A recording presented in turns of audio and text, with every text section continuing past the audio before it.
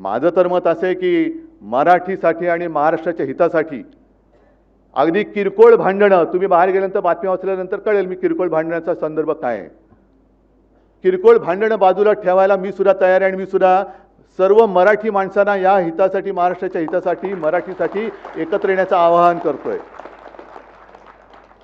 पण माझी अट एक आहे की जेव्हा आम्ही लोकसभेच्या वेळेला सांगत होतो की अरे महाराष्ट्रातनं गुजरातमध्ये हे सगळे कारभार घेऊन जात आहेत, उद्योग घेऊन जात आहेत, तेव्हाच जर का विरोध केला असता तर आज ते सरकार तिकडे बसलं नसतं.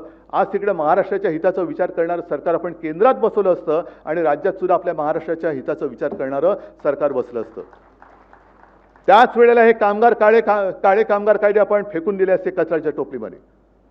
पण तेव्हा पाठिंबा द्यायचा, आता विरोध करायचा, मग परत तडजोड करायची, हे असं नाही. महाराष्ट्राचं हित, मग त्याच्या आड जो कोणी येईल त्याचं स्वागत मी करणार नाही, त्याला मी घरी बोलवणार नाही, त्याच्या घरी मी जाणार नाही, त्याचं आगत स्वागत त्याच्याबरोबर पंक्तीला बसणार नाही, हे पहिले ठरवा आणि मग महाराष्ट्र हिताच्या गोष्टी करा.